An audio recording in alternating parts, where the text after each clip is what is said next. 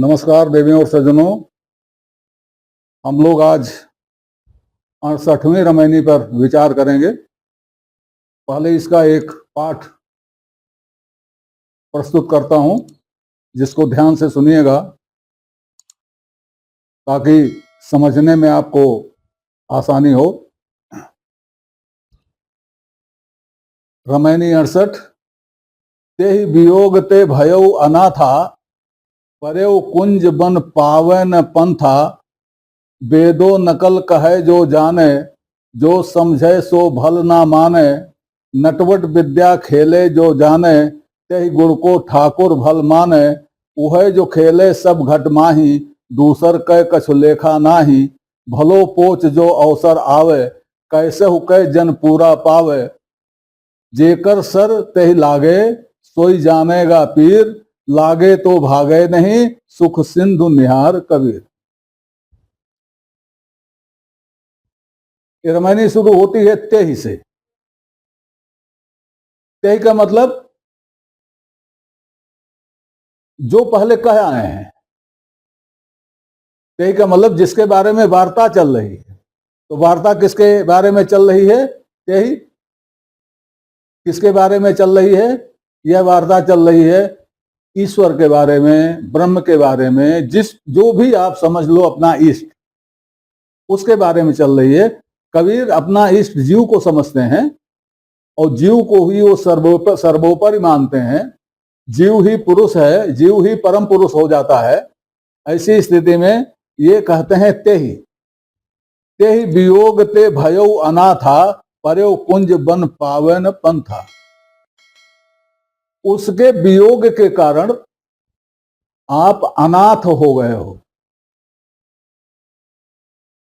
वियोग का मतलब बिलगाव। क्या उससे आपका वियोग है? वियोग है नहीं, लेकिन आप समझते हो कि वियोग है। उसके वियोग हो जाने पर तो कोई जीता ही नहीं, जीवित ही नहीं रह सकता। तो उससे वियोग तो होना नहीं, कभी होता ही नहीं कभी। लेकिन हम यह समझते हैं कि वह हमसे कहीं बाहर है, दूर है, हमारे सामने भी नहीं है। हम उसको देखना चाहते हैं, उसको बुलाना चाहते हैं, उससे मिलना चाहते हैं, इसलिए कि हमारे अंदर भर दिया गया है कि वह हमसे दूर है। हमारे अंदर भर दिया गया है कि वह कैलाश में है। हमारे अंदर भर दिया गया है वो क्षीर सागर में है। हमारे अंदर भर दिया गया है कि वो काबे में है। हमारे अंदर भर दिया गया है कि वो स्वर्ग में है, जबकि वो कहीं नहीं यही है। तो जैसे स्वप्न में होता है कि हम झूठी चीज के पीछे स्वप्न में रोते हैं या खुश होते हैं, और जब जगते हैं तो सब समाप्त हो जाता है। तो वैसे ही जो हम इस समय महसूस कर रहे हैं अपने उसके बारे में, वह स्वप्न है। वास्तविकता तो यह है कि हमारा उसका वियोग कभी हुआ ही नहीं। कभी कभी स्वप्न ऐसे भी आते हैं कि जैसे कोई प्रिय चीज खो गई, और उस समय हम उसको बड़ी उद्विग्नता से खोजते हैं। फिर बीच बीच में स्वप्न टूटता रहता है और हम देखते रहते हैं नहीं नहीं नहीं, ये तो सपना था, ये तो है हमारे पास, ये तो सपना था, ये तो है हमारे पास। होता नहीं है। तो वही स्थिति है। जैसे कभी कभी हम लोग जब पढ़ते थे, विशेष करके जब परीक्षाएं चल रही होती थी, तब सोते समय यह होता था कि टाइम ओवर हो गया, पर्चा छूट गया, 10 बजे पहुंचना था, पहुंचे ही नहीं, अभी तो यहीं पर हैं और टाइम निकल गया, अब क्या होगा। या कभी कभी जल्दी पहुंच जाए, नहीं तो देर हो जाएगी, दौड़ने लगते थे सपने में। और बाद में आंख खुलती थी थोड़ी सी तो होता था नहीं नहीं अभी तो सोए हुए हैं, और फिर सोते थे तो फिर वही चीज देखते थे। तो वैसे ही हम देखते हैं उसका वियोग वैसे ही है। वियोग है नहीं, हमारी समझ में यह है कि वियोग है, और इसीलिए हम अपने को अनाथ समझते हैं और अनाथ हो जाते हैं। जब हमने समझ लिया कि वो बाहर है, वो मिल नहीं रहा है, तो उसके लिए हम परेशान हैं, अंदर वाले की खोज खबर ही नहीं ले रहे हैं, तो अनाथ तो हो ही गए। जो मेरा नाथ यहाँ अंदर है, उससे हमारा जब कोई सरोकार ही नहीं रह गया, तो अनाथ तो हो ही गए। तो ते वियोग ते भयउ अनाथा, परेउ कुंज बन पावे न पंथा।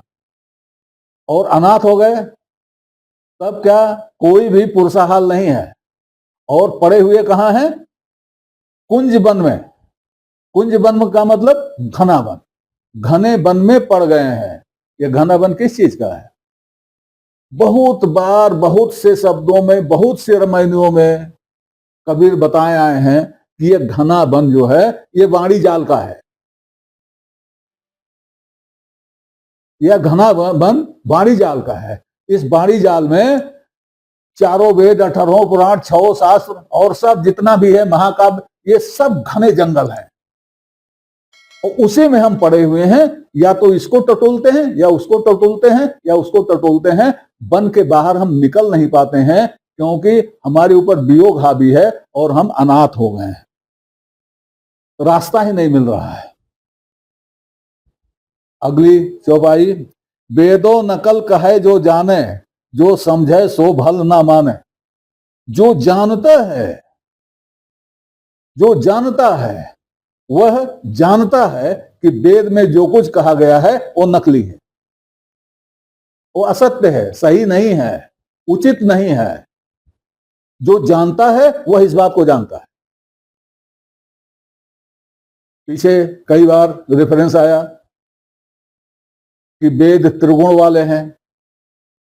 त्रिगुण माने तामस, तामस माने माया, माया वाले हैं। तो माया से जो पैदा होगा वो सब माया होगा। जितने भी हमारे शास्त्र हैं, जितनी हमारी विद्याएं हैं, सब वेद से पैदा है, तो सब माया है। भगवान कृष्ण ने जब गीता में कह दिया कि त्रिगुणग्रस्त हैं, तो बाकी क्या बचा? जब ऋषियों ने कह दिया, मुंडक उपनिषद के ऋषियों ने कह दिया कि ये अपरा हैं, परा नहीं है, वह तो परा से जाना जाता है, अपरा से नहीं। अपरा तो सांसारिक विद्याएं हैं। तब रह क्या गया? वेद में जो कुछ भी है, जो भी मंत्र है, पूजा है, यज्ञ यागादि का जो भी विधान है, वह सब नकल है, असल नहीं है। जो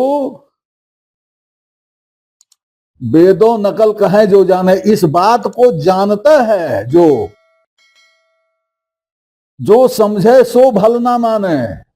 जो इसको समझता है वो इन सब सारे क्रियाकलापों को अच्छा नहीं मानता।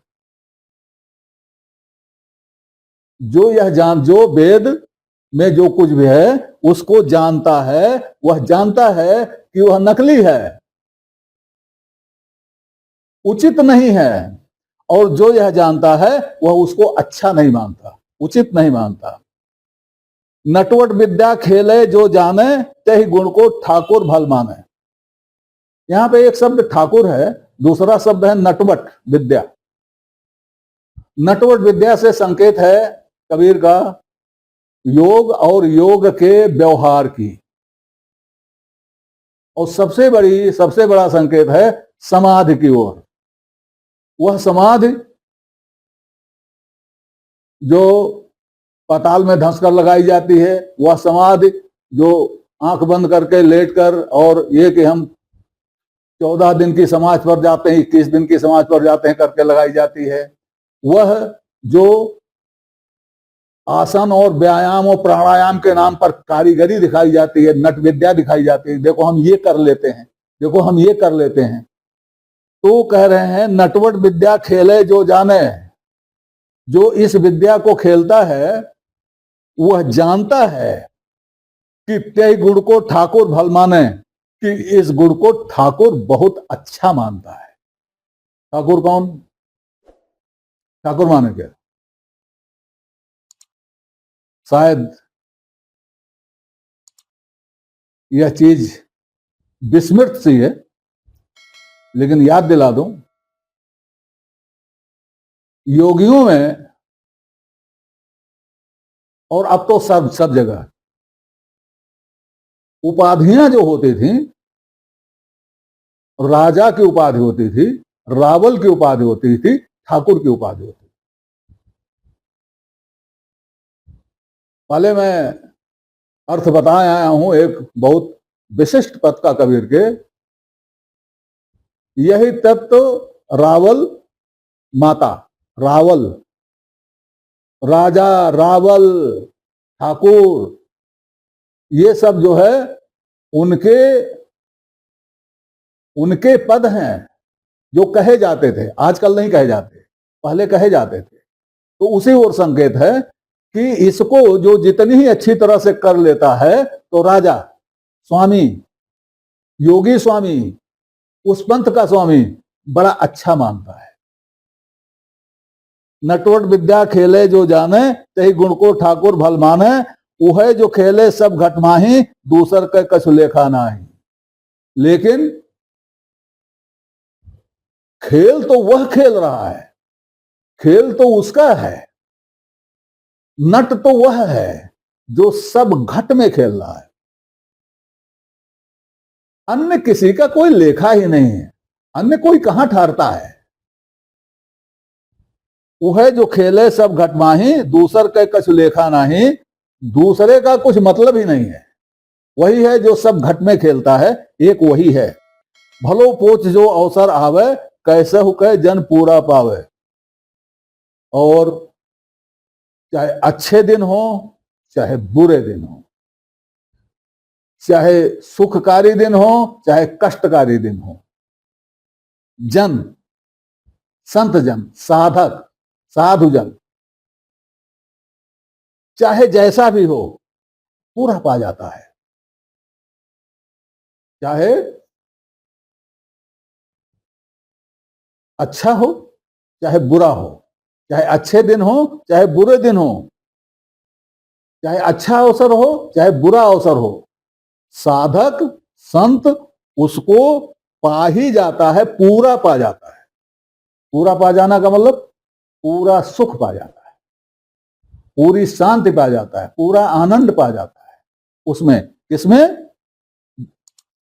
वह जो खेले सब घटमाही, दूसर के कछ लेखा नहीं, उसको पूरा पा जाता है। वियोग कहां है? वियोग तो उनके लिए है जो उसको समझ नहीं पा रहे हैं, वियोग तो उनके लिए है जो खानी जाल में फंसे हुए हैं, वियोग तो उनके लिए है जो नटोट विद्या खेल रहे हैं। बाकी जो जन है, जो जन है उसको पा ही लेता है, अच्छा अवसर हो चाहे बुरा अवसर हो पा ही लेता।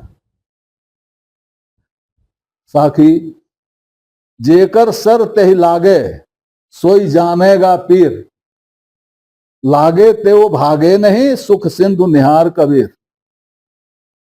कबीर कहते हैं यह ऐसी स्थिति है कि जिसका बाण है उसी को लगता है और उसका दर्द भी वही जानता है, और जब उसको लग जाता है तो भगता नहीं है, क्योंकि उसको सुख सिंधु मिल जाता है। उल्टी बात लग रही है। देखिए, बाण हमारा, धनुष हमारा, हम उसको चला रहे हैं, किसी को लग रहा है तो कष्ट किसको होगा, जान किसकी जाएगी, पीड़ा किसको होगी? जिसको लगेगा, जिसको लगेगा पीड़ा उसको होगी। यहां क्या है? यहां उल्टा है, बाण भी मेरा, धनुष भी मेरा, मुझी को लग रहा है, घायल भी मैं ही हो रहा हूं और दर्द भी मुझे हो रहा है। लेकिन इस बाण को, इस दर्द को, इस घायल होने को मैं छोड़ता नहीं हूं, होता रहता हूं। और यही सुख है। जो साधक है वह ऐसे ही सुख की कामना करता है, इसी सुख में वह, इसी सुख को वह निहारता रहता है, इसी सुख की बाट जो होता रहता है। इसमें जो पीर शब्द है, पीर, पीर एक तो पीड़ा को कहते हैं और पीर गुरु को भी कहते हैं। अब ये पीड़ा जो होती है यह कष्टदायक भी होती है, आनंददायक भी होती है। कोई कोई पीड़ा बड़ी आनंददायक होती है, तो यहां बात आनंददायक पीड़ा की हो रही है। साखियां हैं कुछ कबीर की। एक वह जहां ये फेल हो जाता है और एक वह जहां वो पास हो जाता है। पहला जहां फेल हो रहा है वो साखी है। तकत तकावत तक रहा, सका न बेझा मार, सबे बाण खाली गयो, गया कमा नहीं डार। गुरु और चेले के बीच में क्या हुआ कि गुरु तकाता रहा और शिष्य ताकता रहा लक्ष्य को। ताकते तकाते थक गया, निशाना नहीं लगा सका। सभी जो तीर उसने चलाए सब खाली चला गया और अंततः क्या हुआ, धनुष छोड़ के भाग खड़ा हुआ। एक तो यह हुआ, एक यह दर्द है कि कुछ हो नहीं सका, और दूसरा दर्द है सतगुर लई कमान करी। सतगुर ने कमान की तरह से हमको कर लिया और फिर वाहन लागा तीर, और हमारे ऊपर ही तीर चलाने, हम ही को कमान बना लिया और हमारे ऊपर तीर चलाने लगा। एक तीर उसमें से ऐसा भिड़ा हृदय में कि वह धंस के उसी हृदय में ही रह गया। हृदय में ही रह गया, निकला नहीं, हृदय में ही रह गया। तो ये है जेकर सर तही लागे। तो मेरा ख्याल है साखी स्पष्ट हो गई है। अब आज इतना ही, आगे अगली साखी पर विचार करेंगे। तब तक के लिए नमस्कार। आपसे निवेदन है इस श्रृंखला को अपनी लाइक दें, इसको सब्सक्राइब करें और कमेंट बॉक्स में जाकर अपनी टिप्पणी प्रस्तुत करें, अपनी जिज्ञासा व्यक्त करें, अपने प्रश्न पूछें।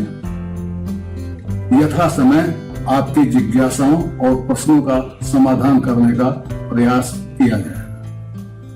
धन्यवाद।